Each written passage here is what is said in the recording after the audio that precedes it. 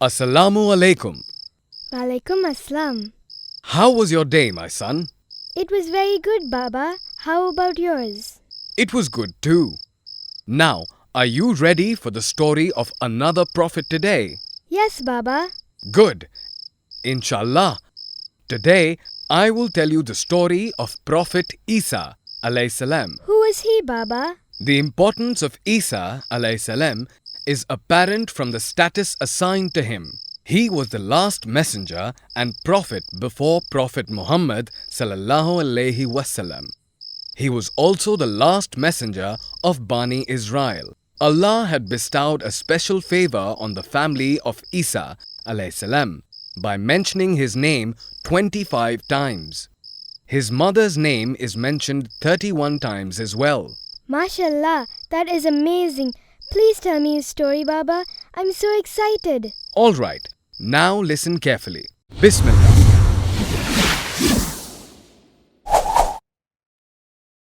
The story of Prophet Isa alayhi salam.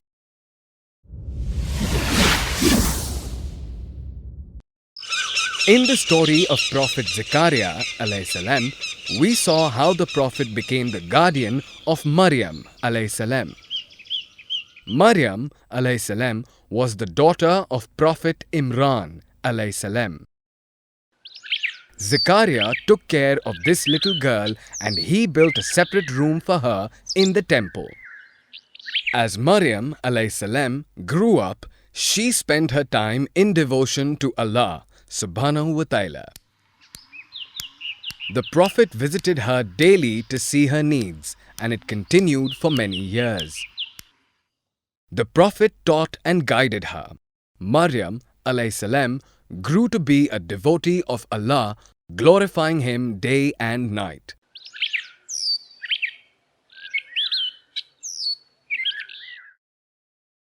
One day, Maryam alayhi salam was praying in her room as usual.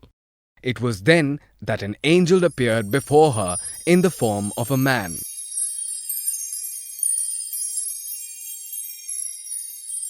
Maryam alayhi salam was terrified, thinking that this man was here to harm her. And she shouted, "I seek refuge with Allah from you, if you do fear Allah." Then the angel said, "I am only a messenger of your Lord to you.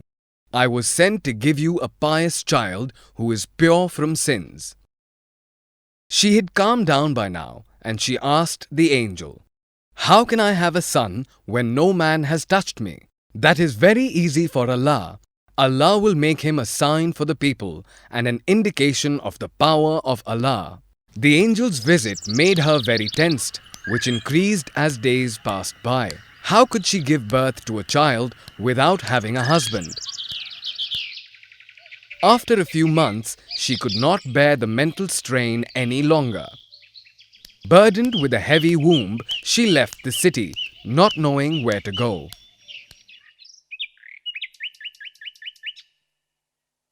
Maryam alayhi salam had not gone far when she was suddenly overtaken by the pains of childbirth. She sat down against the dry palm tree, and it was here that she gave birth to a son. When Maryam alayhi salam looked at her newborn baby, she was hurt. How could she bring him into this world without a father? She exclaimed, "I wish I had died before this happened and just vanished." Suddenly, she heard the voice of an angel. "Grieve not," the voice said. "Allah has placed a small river under you, and shake the trunk of this tree from which ripe dates will fall. Eat and drink and regain the strength you have lost. What you see is the power of Allah."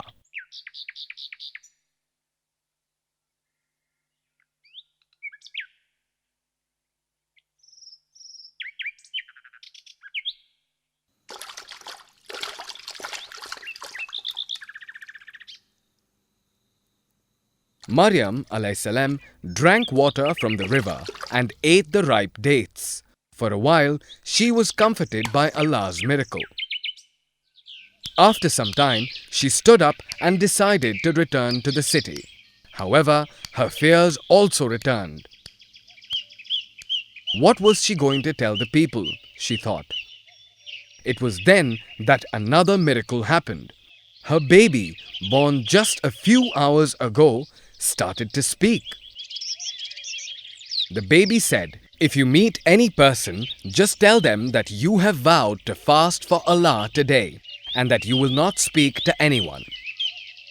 With this miracle, Maryam alayhi salam felt at ease and walked toward the city.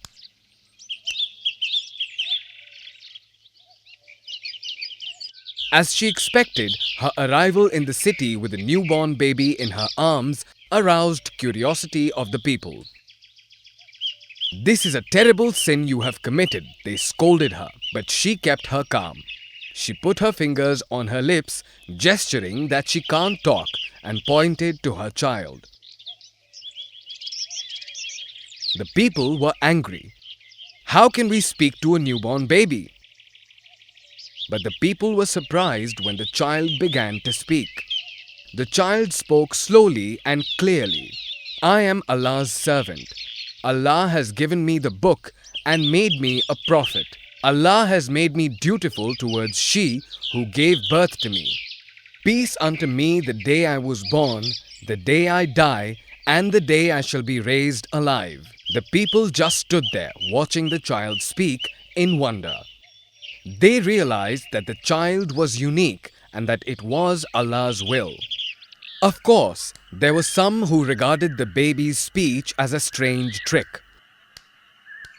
But at least Maryam alayhi salam could now stay in the city without being harassed.